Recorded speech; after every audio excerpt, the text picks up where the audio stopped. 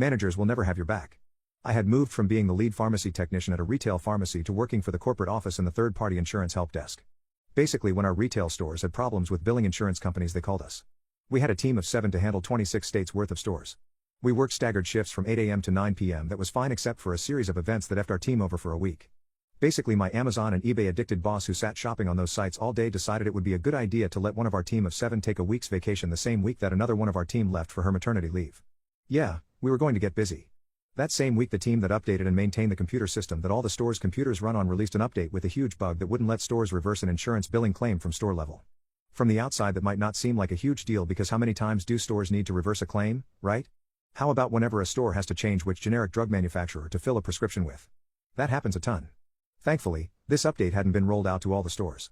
Now, the stores are beginning to realize there is a bug and start to call us in frustration. We explain the software people are aware of and are looking to correct it, and in the meantime we manually go in through our computers with programs not allowed to be used by the stores to reverse the claim. So, now being understaffed by 28%, my daily calls go up from a busy day of 100 or so to nearly 400.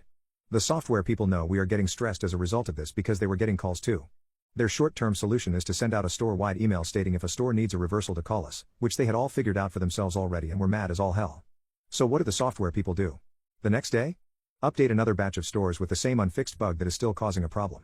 During the second day of this insanity, with our team and the store starting to lose our minds with insane overwork, which could have been eased slightly if our manager took calls too since she did this job before becoming manager, but wouldn't, a store was being really short with me after I had explained several times there was nothing I could do regarding an unrelated issue.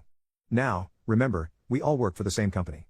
The store calls my manager to complain about me. I had never had a complaint from anyone in my previous 13 years working for the company. I get called into my manager's office to talk to her and I explain that everyone is under an undue amount of stress and that should be taken into consideration. Basically, she says just to be more careful, despite the fact I did nothing wrong. 2 days later, with this bug still not fixed, I got another complaint from a store that was notorious for having a really jerky lead tech. Same thing from the store.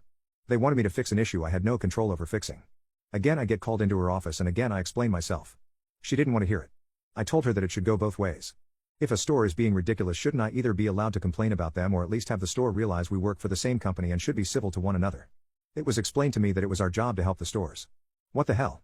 I understand that, but they should at least be professional when calling us. She wasn't fazed. I realized that not even under the most ridiculous set of circumstances would my manager ever have my back. I wrote up my 2 weeks' notice and turned it in the following Monday to her boss, since she conveniently went on vacation that week, and asked her for a letter of recommendation after it became clear to her there wasn't anything she could do to keep me around. Since I had only been there for 8 months and was now really starting to become one of the top calls people. I got the letter the next day. I went back to school and I just finished student teaching social studies to 6th and 8th graders in December and am finishing up the paperwork to get my official teaching license. So I quit a job that was full of double standards. I didn't even mention the idiot my manager hired to replace one of our best team members who got a promotion to another department. If I had made some of the severe screw-ups the new girl did, I would have been gone in less than 3 months, to doing something I've always wanted to do as my career.